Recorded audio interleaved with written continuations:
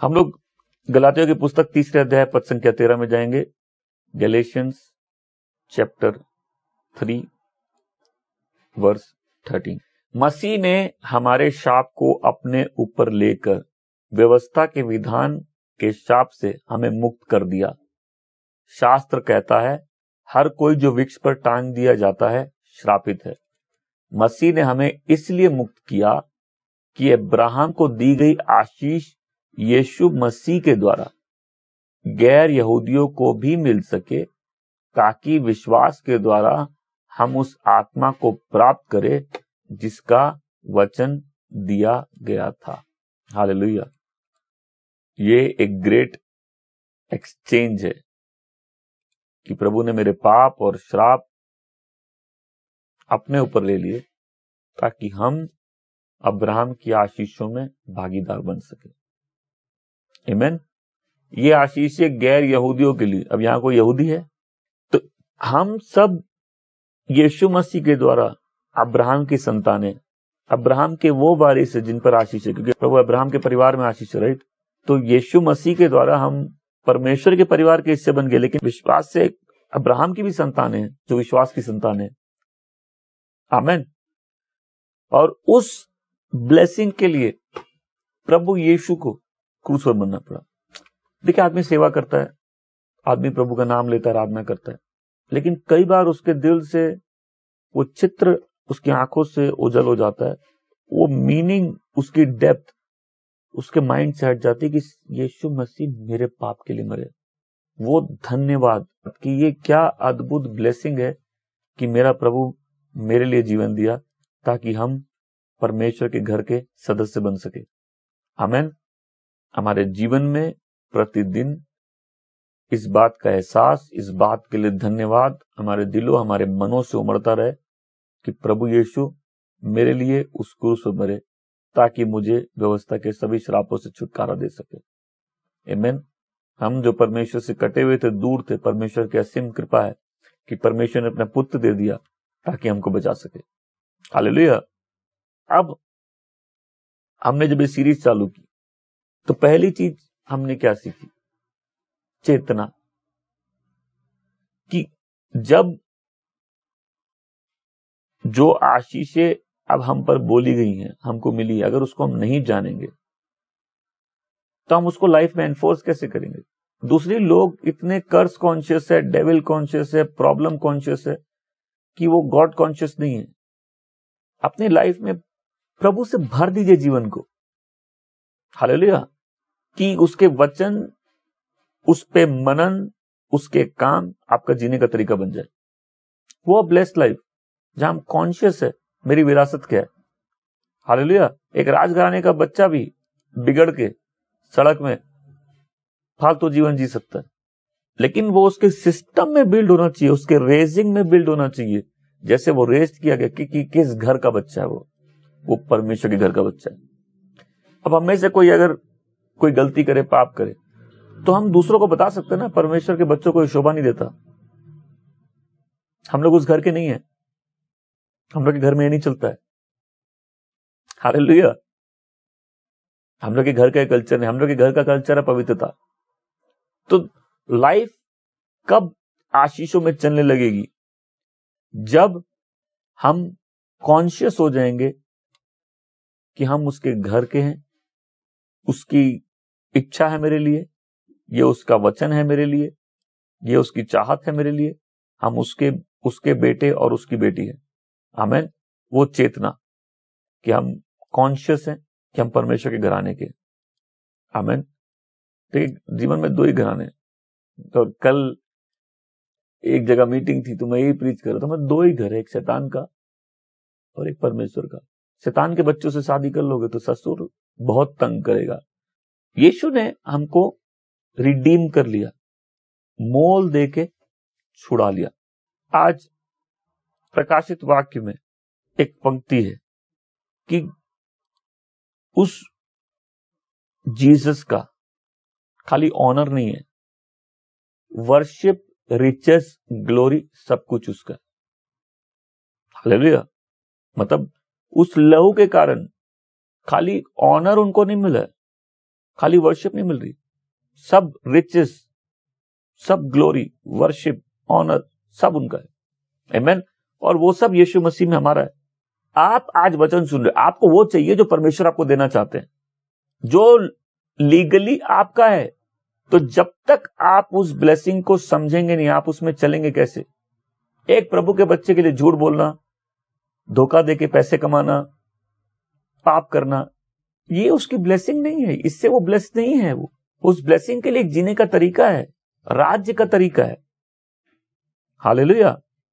जब आप उसको समझने लगेंगे, आप अपनी ब्लेसिंग को समझने लगेंगे, आप सैक्रिफाइस से नहीं डरेंगे, आप सही रास्ते में चलने के लिए कॉस्ट देने से नहीं डरेंगे। कोई भी चीज श्रापित है उसको यीशु के पास ले आइए, एक्सचेंज करना सीखिए। एक्सचेंज, क्रॉस एक्सचेंज की प्लेस है। मेरे श्राप मेरे पाप लिए ताकि हम उसकी धार्मिकता ले सके। आमीन। मेरी ताड़ना ली ताकि हम शांति में जी सके, हम उसकी शांति अपने ऊपर ले सके। मेरी बीमारी के लिए उस पर कोड़े पड़े ताकि हम चंगे हो सके। आमीन। वो मसीह एक बार पिता से कट गया, क्या बोले, तूने मुझे क्यों त्याग दिया? ताकि हम पिता से हमेशा के लिए जुड़ सके। प्रेयर एक एक्सचेंज की भी जगह बन जाती है ना, वर्शिप एक एक्सचेंज की जगह बन जाती है। हालेलुया। वो मसीह के साथ एक्सचेंज करिए, जो भी श्रापित चीज है प्रभु यीशु के पास लेके आइए, वो ब्लेस करेंगे। आमीन। तो एक होता है जय मिल गई है, प्रभु को जय मिल गई है, प्रभु ने वो चीज खरीद ली है, प्रभु ने वो चीज हासिल कर ली है। अब उसको अपनी लाइफ में एनफोर्स करना है हमको। आमीन। अपनी लाइफ में हमको उस ब्लेसिंग को एनफोर्स करना है। लेकिन उससे पहले हम लोग को समझना है कि जब इजराइल को श्राप पड़े, श्राप क्या थे, उस श्राप का प्रभाव क्या था। पहला था कि तुम्हारी परमेश्वर से फेलोशिप कट जाएगी। उन दिनों जब कोई कोड़ हो जाए किसी को, कोड़, वो कैंप में नहीं रह सकता इजराइल के, वो कैंप से बाहर एक जगह रहेगा, वो फेलोशिप से कटा हुआ है। सबसे वर्स्ट पनिशमेंट होती है परमेश्वर की फेलोशिप से कट जाना, और सबसे बड़ी ब्लेसिंग है। आज अपनी ब्लेसिंग को समझो, हमारी सहभागिता परमेश्वर के साथ है, हमारी सहभागिता यीशु मसीह के साथ है, हमारी सहभागिता पवित्र आत्मा के साथ है। हमने उनको देखा और छुआ है, जैसे चेले बोलते हैं ना, देखा और छुआ है, उस वर्ड को हैंडल किया हमने। तो हमारी फेलोशिप उस पिता परमेश्वर के साथ है। ये सबसे बड़ा प्रिविलेज है सैल्वेशन का, कि परमेश्वर खाली ये नहीं बोले हम तुमको नरक से बचा लिए, प्रभु बोल रहे हम तुमको अपना बना लिए, तुम मेरे घर के सदस्य हो। यहां कोई नहीं बोल सकता तुम ऑर्फन हो, कोई विडो नहीं है यहां, क्योंकि हर विडो का पति यीशु मसीह है, हर ऑर्फन का बाप परमेश्वर है। प्रिविलेज, प्रिविलेज, ब्लेसिंग, मेरी सहभागिता परमेश्वर के साथ है। हालेलुया। क्या लोग इसको ब्लेसिंग समझते हैं? नहीं समझते। उनके लिए ब्लेसिंग पैसा है, खाली उनके लिए धन दान पैसा है। वो तो इफेक्ट है परमेश्वर के साथ फेलोशिप का, परमेश्वर के घर का हिस्सा होने का। जब आप उस ब्लेसिंग को लाइफ में एनफोर्स करते हैं, मैं फिर से पूछना चाहता हूं, आपने कभी इस बात पर मनन किया है कि आपकी सहभागिता परमेश्वर के साथ है? कितनी बड़ी ब्लेसिंग है ये। आमीन। परमेश्वर ने एक्सेस दे दिया है, तुम मेरे पास आ सकते हो। हालेलुया। तुम मेरे पास मेरी हुजूरी में आ सकते हो। क्या प्रिविलेज है ये, क्या प्रिविलेज है ये। हालेलुया। अब जो उस ब्लेसिंग में नहीं चल रहा, उसके लिए क्या ब्लेसिंग है फिर? वो उस मृत्यु के कारण, हम उस लहू के कारण हम पिता की उपस्थिति में कभी भी आ सकते हैं। तो विश्वासियों की असली ब्लेसिंग क्या है? स्वर्ग आप पे खुला है। आमीन। ये प्रिविलेज है, हम अपने फादर के पास आ सकते हैं हेवन में, जहां लाइफ बनती है, जहां ब्लेसिंग्स अनकवर होती है, जहां पिता बात करते हैं, जहां अपने तरीके समझाते हैं, जहां मन बदलता है, जहां मन कोमल होता है। हालेलुया। क्या आप इसको ब्लेसिंग मानते हैं? कर्ज क्या है? फेलोशिप से काट देना। सबसे बड़ी ब्लेसिंग क्या है? फेलोशिप से जोड़ देना। हालेलुया। आप बताइए, यहां कोई भी श्रापित है? नहीं, हम लोग ब्लेस्ड हैं। आमीन। लेकिन इससे आगे बढ़ते हैं। इजराइल के ऊपर श्राप का क्या प्रभाव होता कि अब घटी कमी चालू हो जाएगी, चीजें बर्बादी, चोरी, वेस्टेज, ज्यादा बो रहे, कम काट रहे हैं, दाख लगाएंगे लेकिन पी नहीं कभी पाएंगे उसको। पेड़ है लेकिन तेल नहीं दे रहे, 190 के लिए तेल भी, जिससे तो पेड़ है, ऑलिव ट्री है लेकिन तेल नहीं उससे निकाल पा रहे। इस सीरीज में सोच चेंज होनी चाहिए। आमीन। ज्यादा बो रहे हैं, कम काट रहे हैं, वेस्टेज। ये किसका इफेक्ट है? वो फेलोशिप जो कटी उसका इफेक्ट है। स्वर्ग से एक बूंद नहीं गिर सकती अगर परमेश्वर नहीं चाहे तो। तीसरी चीज, इंफीरियर हो जाना। हमेशा बोलो इंफीरियर। उधार लेना देने की वजह। आप यहूदी नहीं जिसपे श्राप पड़ा। हम लोग सब पिता से कटे हुए थे, हमको अब उद्धार मिला है। आमीन। अब हमको अपनी पुरानी अवस्था से हम नई अवस्था में आ रहे, अपनी ब्लेसिंग एनफोर्स करनी है लाइफ में। लेकिन समझना तो होगा क्या ब्लेसिंग है। उनका श्राप क्या था कि तुम इंफीरियर हो जाओगे और तुम उधार लोगे देने की वजह। मैं बोलता मत दो, लो तो मत कम से कम, फिर है तो दे भी दो। माइंड, मैंने कई बार बोला माइंड क्या बनाना है। पहले तो ये बात जानना हम ब्लेस्ड हैं। आप अपनी हकीकत बदल लेंगे, फिर आप एक्सचेंज चालू कर देंगे। उस जीत को, उस रिलेशनशिप के इफेक्ट को, उस क्रूज पे जो विक्ट्री है उसके इफेक्ट को लाइफ में एनफोर्स करना चालू करेंगे। बीमारी के बोले बीमारी तेरा यहां कोई काम नहीं है, यीशु मेरे लिए मरे, उसके कोड़े खाने से हम चंगे हुए, ये मेरी ब्लेसिंग का पार्ट है। अब कई लोगों की बीमारी है शरीर का ख्याल नहीं रखने के कारण, राइट। जब परमेश्वर हमारे परमेश्वर होते, हम क्या खाएंगे पिएंगे उसकी बुद्धि आ जाती है। मैंने पहले बोला, जो लोग अपने शरीर का ध्यान नहीं रखते उनमें समझ का अभाव है। जब आदमी डिप्रेस्ड होता है ना, वो उल्टा सीधा खाता है। कितने लोग समझे इस बात को? जब आदमी डिप्रेस्ड होता है उसकी फूड चॉइस चेंज हो जाती है। और देख, आप लाइफ को समझिए ध्यान से, लाइफ कैसे बर्बाद होती है। परमेश्वर जब परमेश्वर बनते हैं, हेल्थ भी एक ब्लेसिंग हो जाती है। हालेलुया। नहीं तो आप प्रभु की स्तुति कैसे करेंगे? सब समय बीमार रहेंगे तो वेस्टेज। और उसके बाद क्या? इंफीरियर, नीचे पोजीशन में आ जाओगे। नीचे पोजीशन क्या है कि तुम उधार लोगे, दोगे नहीं, देने के बदले अब तुम लोगे। पीस प्रोडक्ट है विजडम का। अगर मेरे को ऐसा व्यक्ति दिखे जो मेरे को तंग इरिटेट करे, मैं पहला काम करूंगा उससे दूर हो जाना। क्यों? वो इरिटेशन मेरी बातों को अफेक्ट करेगी, वो इरिटेशन मेरे डिवोशन को अफेक्ट करेगी, और वो इरिटेशन मेरी लाइफ को अफेक्ट करेगी। हम मेरे काम में प्रचार करना, हर जन का कैरेक्टर इशू मेरा इशू नहीं है, राइट। तो आज मैंने पहले एक बहुत पावरफुल बात बोली है कि आप अपने माइंड में डाल दीजिए इस बात को, परमेश्वर चाहते हैं आप शांति से जिए। अब देखिए, प्रभु की सेवा करने के लिए, सही डिसीजन लेने के लिए कई बार अशांत होना पड़ता, मालूम है, राइट। आप अपने घर में प्रभु के लिए खड़े रहेंगे, लड़ाइयां होंगी, लेकिन आप तो शांति में रहेंगे ना। आपका शालोम का सोर्स है परमेश्वर। बट बहुत से लोग अपनी लाइफ में ऐसे बंधन में अपने आप को डाल दिए कि उन परमेश्वर की कोई गलती नहीं कि आप शांति में नहीं जी रहे। उल्टा आप अपना माइंड चेंज करिए कि परमेश्वर चाहते आप शांति में जिए। आमीन। उस पीस को कल्टीवेट करना पड़ेगा लाइफ में, काम करने के तरीके से, रिलेशनशिप में, हर जगह। ये खाली शादी के लिए नहीं, किसी भी रिलेशनशिप के लिए पीस आपको कल्टीवेट करना पड़ेगा। कोई भी रिलेशनशिप जो आपको अशांत करे, अगर आप अपने जीवन को अशांत कर लेंगे, और खाली रिश्ते की बात छोड़िए, पैसों के झमेलों से, जिसके ऊपर भी लोन है, क्या शांति से जीता है वो? तो पहला मन हमको लोन में नहीं जीना। मैं बोलता मत दो, लो तो मत। फिर लोग लोन लेते क्यों हैं? कोई अगर घर बनाने के लिए समझ आता है, राइट। कोई गाड़ी खरीदने के लिए जो उसके काम में लगेगी, समझ में आता है, राइट। मतलब जिसके पास इनकम है और उसका एक छोटा पोर्शन से वो कोई कैपिटल इन्वेस्टमेंट करते, कोई इन्वेस्टमेंट किए, समझ में। अगर लाइफस्टाइल के लिए हम लोग लोन लेंगे, या ऐसे लोन लेंगे जो हमको मालूम है चुकाना मुश्किल है, लेकिन हम सिर्फ पैसा मिल रहा है इससे ले ले।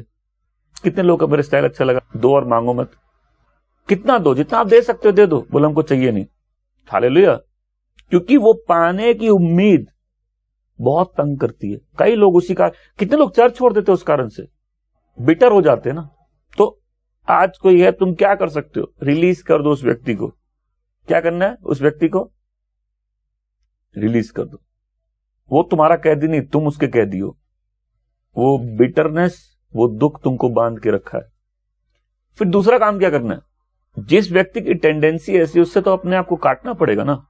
दुनिया में दो प्रकार की तकलीफें हैं, एक तो अपने पाप की, एक दूसरों के पाप की। अपने पाप की काफी है। तो इंफीरियर पोजीशन क्या है? जब आप लोन ले रहे हो, बैंक से फोन आ रहे हैं, और किसी से पैसे ले लो उसको दुश्मन हो जाओ, फिर ये कर्ज ट्रांसजेनरेशनल बन जाएगा, मतलब बच्चे भी सफर करेंगे उसके कारण। मैंने कई बार बोला, कोई भी बच्चा श्राप या ब्लेसिंग लेके पैदा होता है, आमीन, क्योंकि ब्लेसिंग और कर्ज दोनों जनरेशनल है। फिर वो कर्ज खाली इस्राएलियों तक सीमित नहीं, उनके बच्चों को भी पकड़ेगा और उनकी हालत ऐसे हो जाएगी, उनको नमूना बना देंगे प्रभु, एक स्पेक्टेटर बना देंगे लोगों की, देखो ये इनके साथ क्या हो रहा है। फिर ध्यान से सुनिए, उस श्राप की लिस्ट में ये कि तुम अब दूसरों के अधीन आ जाओगे। प्रभु सिर बनना चाहते हैं, और किसके अधीन? यहां अधीन की बात नहीं, अधीन तो हम लोग सब कहीं ना कहीं है। दुश्मनों के अधीन आ जाओगे, और इजरायलियों को फिर मजबूर किया जाएगा दूसरे देवी देवताओं की सेवा करने के लिए। जहां जाएंगे उनको धिक्कारा जाएगा। फिर नेचर कोऑपरेट नहीं करेगा। जो पृथ्वी के भी कान है, पृथ्वी से बात कर सकते हैं हम लोग, हर चीज के कान है और हर चीज बोलती है। कर्ज का इफेक्ट क्या है? पहले तो आदम और हवा को जब गार्डन से बाहर निकाला गया, तो उसका इफेक्ट क्या है? नेचर कोऑपरेट नहीं करेगा। आशीषित व्यक्ति के साथ नेचर कोऑपरेट करेगा, आमीन। फिर माता पिता को डिसअपॉइंटमेंट होगी, बच्चे गलत निकलेंगे, ऑनर नहीं करेंगे, मतलब पीढ़ियां खराब होंगी। फिर बीमारियां खाएंगी, दर्द, तकलीफें, ऐसी बीमारी जिसका इलाज नहीं है।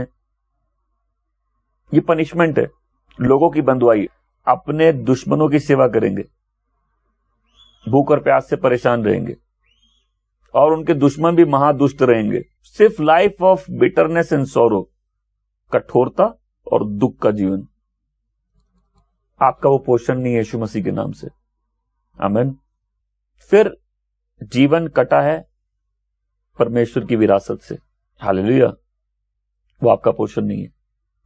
मैं आशीषित हूं, ये बदल नहीं सकता।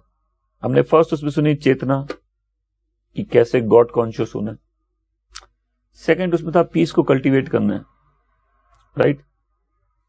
उस पीस को लाइफ में, उस ब्लेसिंग को आज का सुने, उस ब्लेसिंग को एनफोर्स करना है। लेकिन आइए एक व्यवस्था विवरण 28 की 47 और 48 पढ़ेंगे। ड्यूटोनॉमी 28 वर्स 47 और 48। तू जो सब पदार्थ की बहुतायत होने के बाद भी आनंद और प्रसन्नता के साथ अपने परमेश्वर यहोवा की सेवा नहीं करेगा, इस कारण तुझको भूखा, प्यासा, नंगा और सब पदार्थों से रहित होकर अपने उन शत्रुओं की सेवा करनी पड़ेगी जिन्हें यहोवा ने तेरे विरुद्ध भेजेगा, और जब तक तू नष्ट ना हो जाए तब तक वह तेरी गर्दन पर लोहे का जुआ डाले रखेगा। बोले तुम मेरी सेवा जॉयफुली नहीं किए, अब अपने शत्रुओं की सेवा करो कठोरता और दुख के साथ। हालेलुया। आज से बोलो, मैं आनंद के साथ प्रभु की सेवा करूंगा, मैं जॉयफुली अपने परमेश्वर की सेवा करूंगा। हालेलुया। उसने कितने अद्भुत काम किए मेरे साथ, उसकी दया का स्मरण करूंगा, उसके अनुग्रह को नहीं भूलूंगा। और लोगों को खाली अपनी प्रॉब्लम मालूम है। मैं किसी से भी देखो प्रॉब्लम करो रोते। तो एक आदमी गया, बोला डॉक्टर मेरा ये काम नहीं कर रहा, मेरा पांव काम नहीं कर रहा, मेरा हाथ खराब है, मेरा जीवन पूरा खराब है। तो बोला ठीक है, बताओ क्या क्या काम नहीं कर रहा, ये काम नहीं कर रहा। बोला भी बताओ क्या क्या काम कर रहा है। दिल काम कर रहा है, बोला हाँ लीवर कर रहा है, ये कर रहा है, वो कर रहा है। तो बोले काम करते हैं, इसको बंद कर देते हैं। तो उसको समझ में आया कि जो काम कर रही है चीजें, वो कितनी बड़ी ब्लेसिंग है। आमेन। प्रभु ने कितने काम किए जीवन में। एक एरिया को लेके कई लोग रोते रहते, प्रभु ने कितने काम किए जीवन में। आज को बोलेगा मैं आनंद के साथ प्रभु की सेवा करूंगा, जॉयफुली अपने परमेश्वर को सर्व करूंगा। आमेन। उसकी दया असीम है, उसकी दया मेरे परिवार में, उसकी दया मेरे जीवन में, उसने मुझको बचाया है, मैं जॉयफुली उसको सर्व करूंगा। हालेलुया। ये जो लोग अपना चर्च गंदा सा मुंह उठा के ले आते, ऐसे चर्च नहीं आते हम लोग। हम लोग का ये आनंद का विषय, अपने परमेश्वर की उपासना, उसकी आराधना करना, एक परमेश्वर के बच्चे के तो आनंद का विषय है। आमेन। मैं जॉयफुली परमेश्वर को सर्व करूंगा। मेरी लाइफ डिवोटेड है उसको। मैं उसकी उपासना करूंगा। मैं अकेले में उसके गीत गाऊंगा, मैं लोगों के साथ उसके गीत गाऊंगा। जो धन्यवाद देना जानते हैं ना, उनके जवाब बहुत जल्दी आ जाते हैं प्रार्थना वालों से। हालेलुया। जो नाचना जानते हैं वो विक्ट्री में चलते हैं। आप उठोगे नए सॉन्ग के साथ। हालेलुया। आप छुटकारे के गीत गाओगे, आप आनंद के गीत गाओगे, आप उद्धार के गीत गाओगे। हम अपने परमेश्वर को जॉयफुली सर्व करेंगे।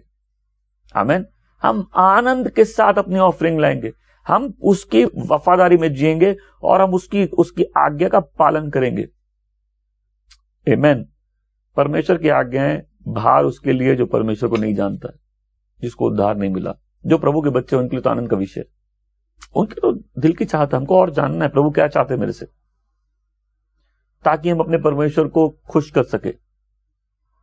हालेलुया। क्या करना है? जॉयफुल रहना है, आनंदित रहना है, उसकी उपस्थिति में रहना, आनंद के साथ उसकी सेवा करनी है। बोले क्योंकि तुमने आनंद के साथ अपने परमेश्वर की सेवा नहीं की, इसलिए अब तुम अपने दुश्मनों की सेवा करोगे। हमारे दुश्मन हमारी सेवा करेंगे, हम लोग प्रभु की सेवा करेंगे। फिर जब वो भी विश्वासी हो जाएंगे, वो भी प्रभु की सेवा करेंगे। हालेलुया। कर्ज के इफेक्ट को ध्यान से सुनिए। आपको अपनी लाइफ दिखने लग जाएगी और आपको दिखेगा कि क्यों आप उस ब्लेसिंग को एनफोर्स नहीं करने का नतीजा भुगत रहे हो। पहले माइंड ट्रांसफॉर्म्ड होगा, सोच बदलेगी, फिर एक्शंस बदलेंगे, फिर लाइफ चेंज होगी। आमीन। एक कैरेक्टर फॉर्म्ड होगा। मैं अपने यहोवा की आराधना आनंद के साथ करूंगा। जब आप आनंदित होकर प्रभु के साथ रहना से, इसलिए मैं लोगों को बोलता सब समय कूड़ते रहना, दुखी रहना, चिंतित रहना, ये एक बंधन है। उदासी से जैसे आदमी बंध गया, मायूसी, उदासी। सबसे छोटी लाइन है बाइबल की, जीसस रोए।